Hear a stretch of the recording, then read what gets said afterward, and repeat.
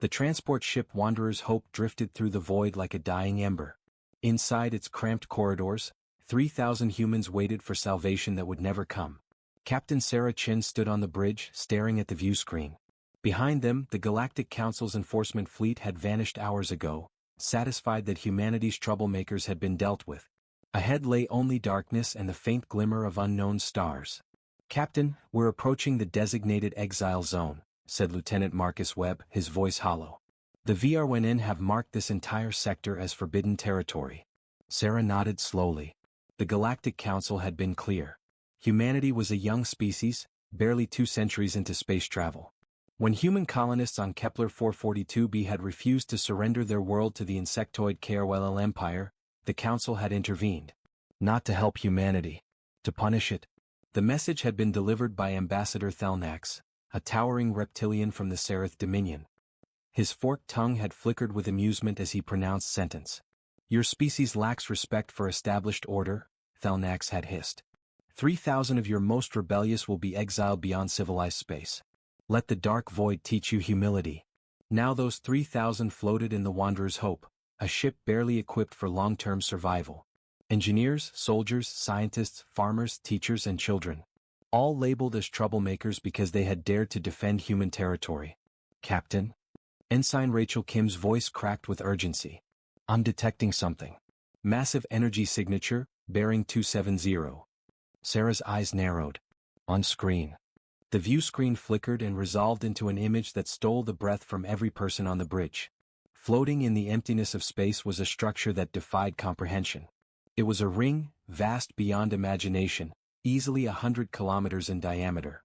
Its surface was covered in markings that seemed to shift and flow like living metal. Purple energy crackled along its inner rim. "What in God's name is that?" Marcus whispered. Dr. James Morrison, the ship's chief scientist, pushed forward, his weathered face pale. "I've seen references to something like this in the restricted archives. Before the Council sealed them.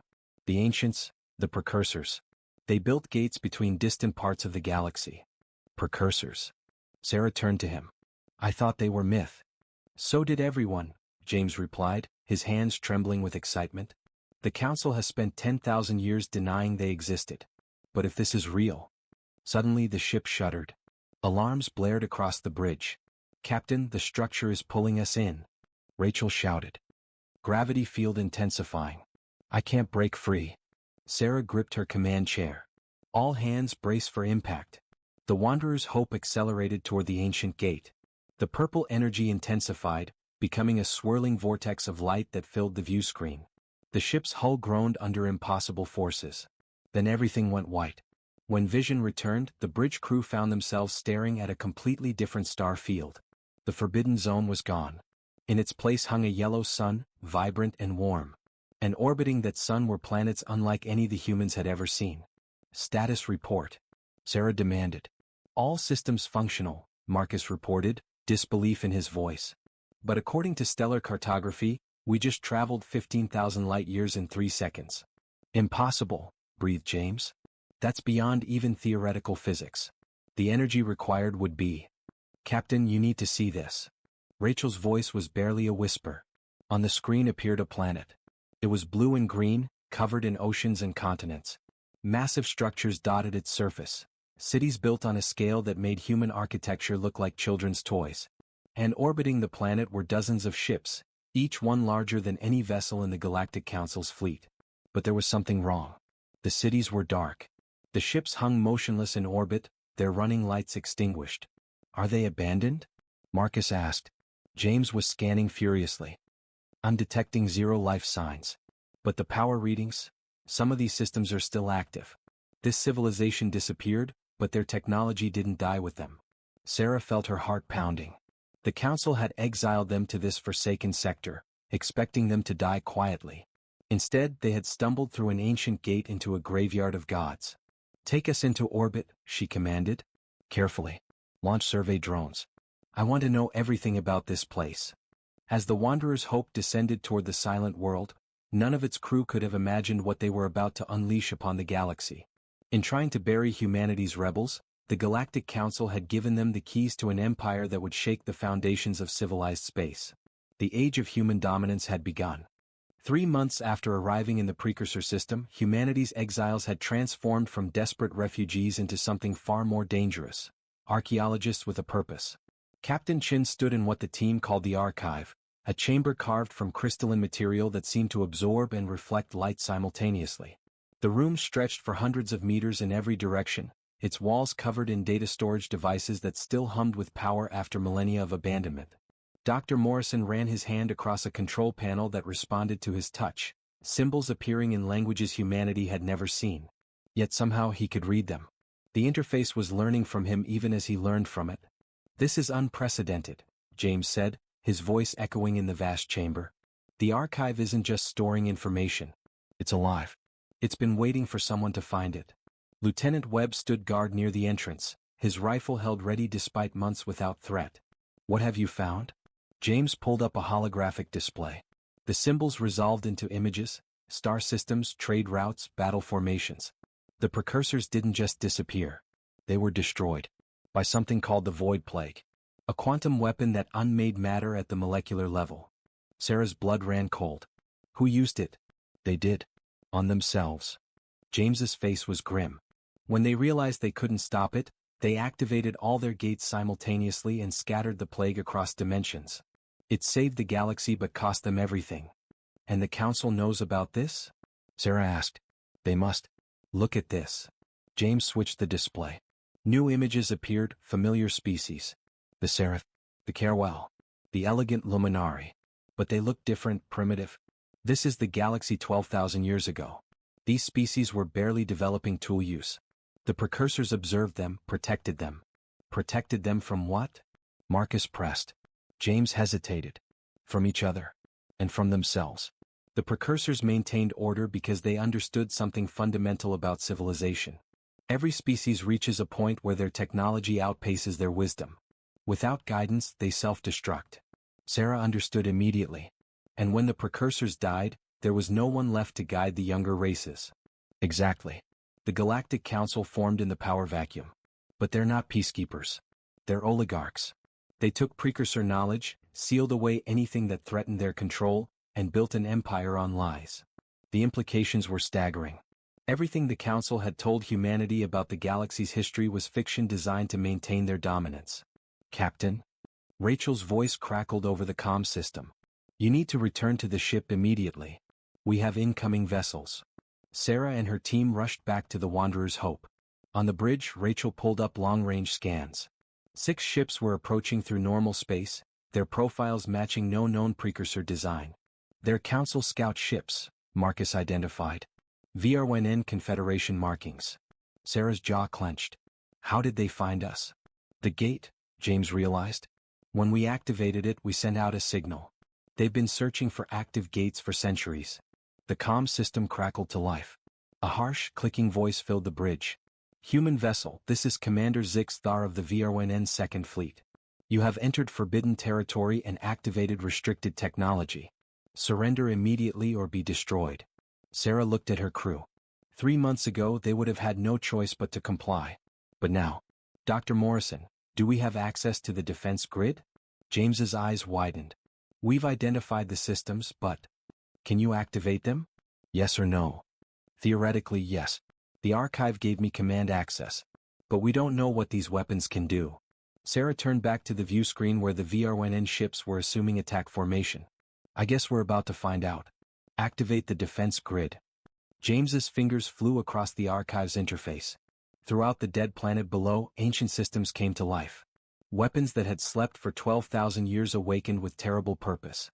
The VRNN ships launched their first salvo, plasma torpedoes designed to crack planetary shields.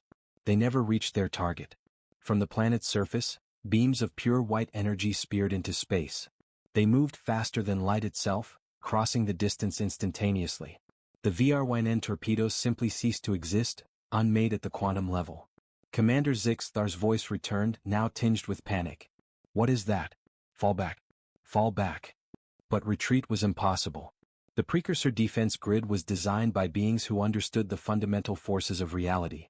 It didn't destroy the VRNN ships. It rewrote their probability function. One moment they existed. The next they had never been there at all. Silence filled the bridge of the Wanderer's Hope. Dear God, Marcus whispered. What have we found? Sarah straightened in her command chair, her voice steady despite the enormity of what had just occurred. We found the power to change everything. And the Council is about to learn that exile was the worst mistake they ever made. News of the VRNN fleet's disappearance spread through Galactic Council chambers like quantum fire. In the crystalline halls of the Council station orbiting Nexus Prime, panic had replaced the usual arrogant certainty. Ambassador Thelnax slammed his scaled fist on the conference table. 6 ships. Gone. Not destroyed, erased from existence. And you tell me the humans are responsible? High Counselor Varmoth, a being of pure energy contained within a magnetic field, pulsed with agitation. The quantum signatures match precursor technology. The exiled humans must have found one of the sealed worlds. Impossible, shrieked Council Admiral Kretoth, a 4-armed insectoid whose species had ruled the military for 3,000 years. We mapped every precursor site. We destroyed or sealed them all. Apparently not, said Luminari Representative Aliris, her crystalline body refracting the chamber's light into rainbow patterns. Her species prided themselves on logic. The question is not how they found it. The question is what they can do with it. Thelnax's forked tongue flickered nervously. We sent them to die. Instead we armed them. Then we correct our mistake, Kretoth declared. I will assemble the Grand Armada. 100 warships. We will reduce their entire system to debris. Varmotha's energy form dimmed. And if they have activated the full precursor defense network?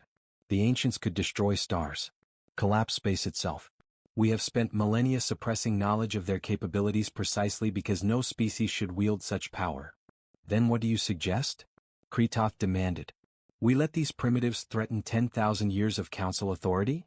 We negotiate, Aliris said quietly. We offer them council membership. Full status. Voting rights. Whatever they want. Thelnax laughed, a harsh hissing sound. They will never accept. We exiled them. Condemned their homeworld to vassal status. Why would they negotiate when they hold the greater power? Because, Aliris countered, they are still human. And humans, for all their faults, have shown remarkable restraint.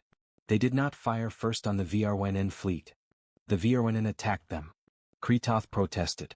Exactly. Which means the humans used precursor weapons defensively. That is not the action of a species bent on conquest. The council chamber fell silent as the implications settled over them like a shroud. Meanwhile, 15,000 light-years away, Sarah Chen was learning just how wrong Aliris's assumptions were. The archive had revealed its deepest secrets to Dr. Morrison. Precursor technology wasn't just advanced, it was transcendent. They had mastered space, time, and the fundamental forces binding reality together.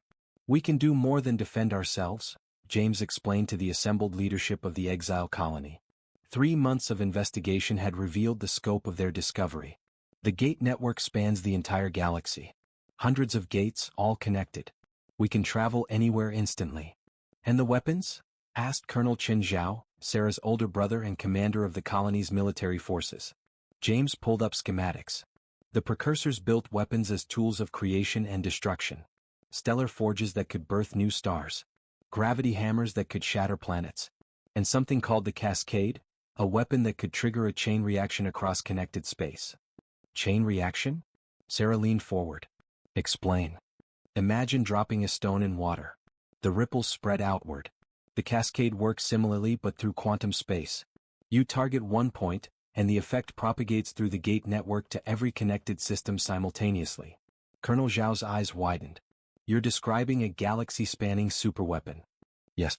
And the Council has spent 10 millennia ensuring no one could use it. James paused. But they made a mistake. They assumed control required precursor biology. It doesn't. It requires something else. Something the Council species lack. What? Sarah demanded. Imagination. Creativity. The ability to think beyond established patterns. James smiled grimly. The precursors built their systems to respond to beings who could dream of possibilities, not just follow protocols. They wanted explorers, innovators, risk-takers. They wanted humans, Sarah realized. Maybe not specifically us, but beings like us. James's expression turned serious. Captain, we have a choice to make. We can hide here, use the defenses to protect ourselves and live out our lives in isolation. Or we can use what we found to reshape the galaxy. Sarah looked around the room at faces marked by hardship and exile. These were people who had lost everything because they dared to stand against injustice. The council exiled us to die, she said slowly.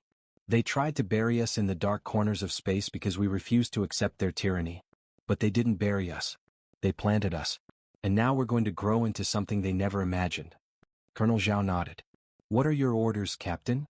Sarah stood, her decision made. Send a message through every channel the council monitors. Tell them the exiles of Earth claim the precursor legacy. Tell them we're coming home. And tell them the age of the council is over. The room erupted in fierce agreement. Humanity had been given teeth. Now it was time to bear them.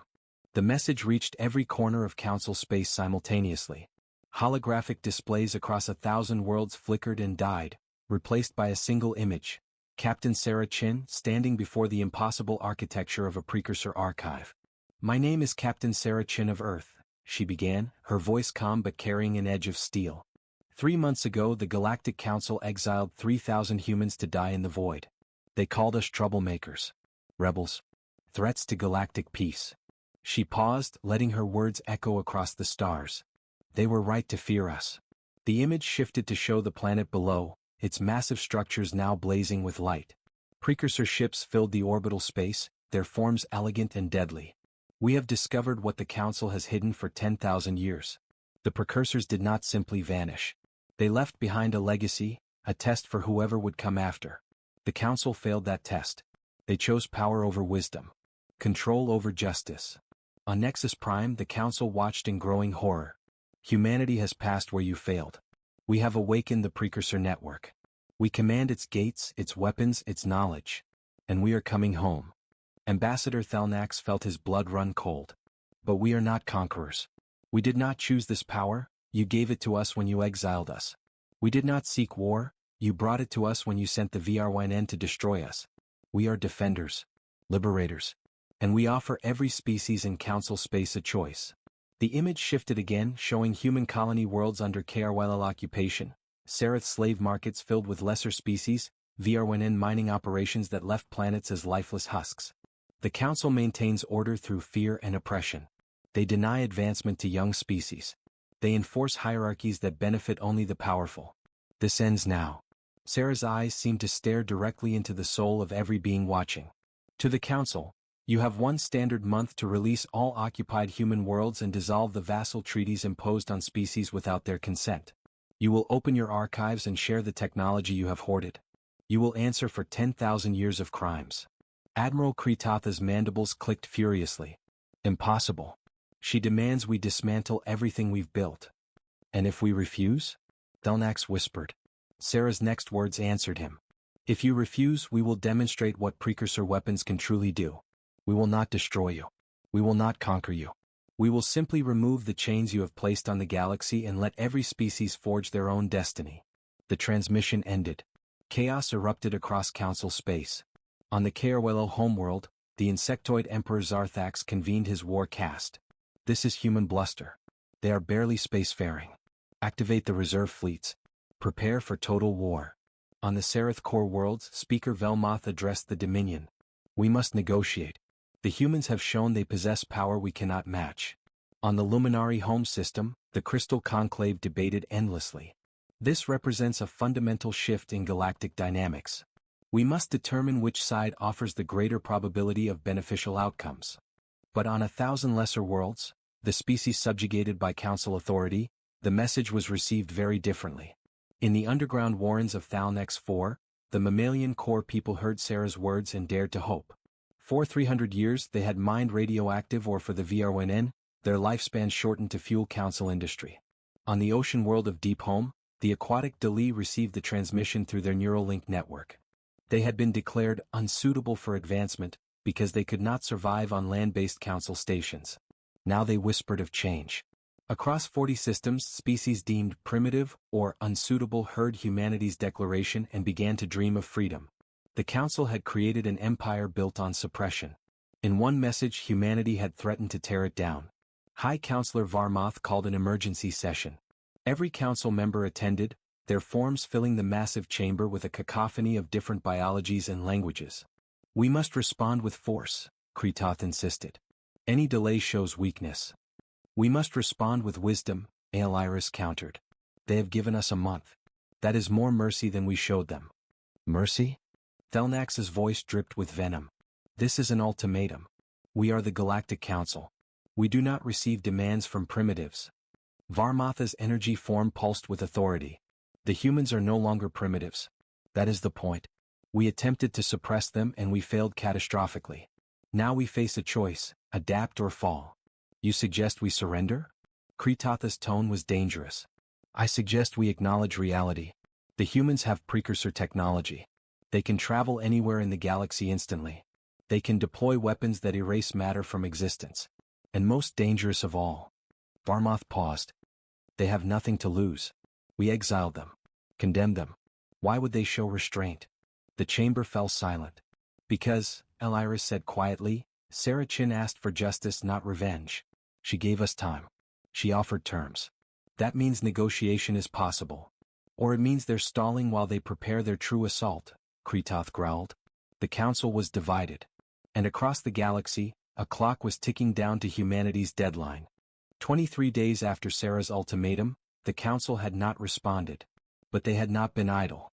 On the Wanderer's Hope, now designated the flagship of humanity's growing fleet of reactivated precursor vessels, Dr. Morrison studied intelligence reports with growing concern. They're mobilizing everything, he told Sarah as holographic displays showed fleet movements across council space. Every military asset from 4 major powers. Over 800 warships converging on the threshold sector. That's 6 jumps from here, Colonel Zhao noted, studying the tactical display. They're preparing a staging ground for invasion. Sarah watched the enemy ships gather like a storm preparing to break. 800 warships. Each one carrying weapons that could glass planets. Against them, humanity fielded 30 reactivated precursor vessels, crewed by colonists who had learned alien systems through necessity and desperation. Numbers don't matter if we control the gates, Marcus said, trying to sound confident. Numbers always matter, Sarah replied. The gates give us mobility and surprise. But we're still only 3,000 people spread across 30 ships. They have billions of soldiers to draw from. Then we change the equation, James suggested. We don't fight their fleet. We bypass it entirely. Sarah turned to him. Explain. James pulled up a star map, highlighting specific systems. The Council's power rests on 3 pillars: their military might, their economic control through trade routes, and their information monopoly. We can't match their military directly. But we can destroy the other 2 pillars. He zoomed in on a system marked in red. This is Nexus Prime, the Council's seat of power. Every major decision flows through here. Every archive, every treaty, every secret they've kept for 10 millennia. It's all stored in the central repository. We can't attack Nexus Prime, Colonel Zhao objected. It has more defensive platforms than there are stars in a cluster. We don't attack it, James said with a dangerous smile. We infiltrate it. The gates work both ways. They've spent 23 days moving their fleets away from core systems to prepare for an assault on us. That means Nexus Prime is vulnerable. Sarah's eyes widened as she understood. You want to steal their data. Not steal. Liberate. And transmit it to every species in the galaxy simultaneously. Let everyone see what the Council has been hiding. The lies, the suppressions, the atrocities. We destroy their legitimacy. That's insane, Marcus breathed. But it might actually work. Sarah paced the bridge, her mind racing through possibilities and risks. How do we get into the repository? It's not like they'll just let us walk in. James's smile widened. They won't let us walk in. But they can't stop what they can't detect. He pulled up schematics of the precursor gate network. The gates don't just connect systems. They create quantum tunnels through space. With the right calculations, we can create a microgate inside the repository itself. Small enough to slip through their sensors. And then what? Colonel Zhao demanded. Even if we breach the repository, how do we extract the data and escape before they lock down the entire system? We don't escape, Sarah said slowly, understanding the full scope of James's plan. We broadcast from inside. Use their own communications grid to send everything to every species simultaneously. By the time they realize what's happening, it will be too late to stop. The implications settled over the bridge crew like a heavy mantle. This is a one-way mission, Marcus said quietly. Whoever goes and won't be coming back. Then I'll go, Sarah stated. Captain, no, Colonel Zhao began. That wasn't a debate, Colonel. I'm going. This was my declaration. I'll see it through. You'll need a team, James said. Someone who understands precursor systems. Me. And security, Marcus added. I'm coming too. Sarah looked at her crew, people who had followed her into exile and stood by her through impossible discoveries. I can't ask you to. You're not asking, Marcus interrupted. We're volunteering. We didn't come this far to back down now. Over the next 2 days, humanity's exiles prepared their greatest gamble. Dr. Morrison and his team worked to calculate the microgate coordinates with obsessive precision. A single miscalculation would materialize them inside solid matter or scatter their atoms across dimensions. Sarah recorded messages for Earth, for the colonies still under Council control, for the humans who would continue the fight if this mission failed. On the morning of the 25th day, as Council fleets continued their inexorable buildup in the Threshold sector, Sarah Chin stood before the gate with 5 volunteers. Behind them, the remaining colonists watched in silence. Remember, Sarah addressed her people one final time. Whatever happens today, we have already won. We proved that humanity cannot be buried, cannot be silenced, cannot be stopped. If we succeed, the galaxy will never be the same. If we fail, she smiled. Well, we'll have failed spectacularly. The gate activated, its energies coalescing into a focused point of quantum probability. Sarah and her team stepped forward into light that would carry them across 15,000 light-years in a heartbeat, into the heart of enemy territory, toward a confrontation that would determine the fate of a galaxy. The age of the Council was ending. Whether it would end in liberation or destruction remained to be seen. The materialization felt like being torn apart and rebuilt atom by atom. Sarah's vision cleared to reveal a vast chamber lined with data storage crystals that pulsed with inner light, the central repository of Nexus Prime. Everyone intact? She whispered, though in the repository's artificial atmosphere, sound carried strangely. Her team checked in. Marcus, Dr. Morrison, and 3 specialists. Yuki Chin, a data systems expert, David Okafor, a cryptographer, and Lieutenant Sarah Reeves, weapons specialist. The microgate worked, James confirmed, consulting a handheld device that interfaced with precursor technology. We're inside the primary archive chamber. But we have maybe 10 minutes before their security systems detect the quantum signature. Then we move fast, Sarah commanded. David, Yuki, start the data extraction. Everything. I want every file, every record, every dirty secret they've kept locked away. The 2 specialists rushed to the nearest interface terminal. Yuki's fingers danced across the controls while David deployed custom-built decryption algorithms designed to crack Council security protocols. They've compartmentalized everything, Yuki reported. We need simultaneous access across 16 different security nodes. Can you do it? Sarah pressed. Give me 8 minutes. You have 5. Alarms began to wail throughout the repository.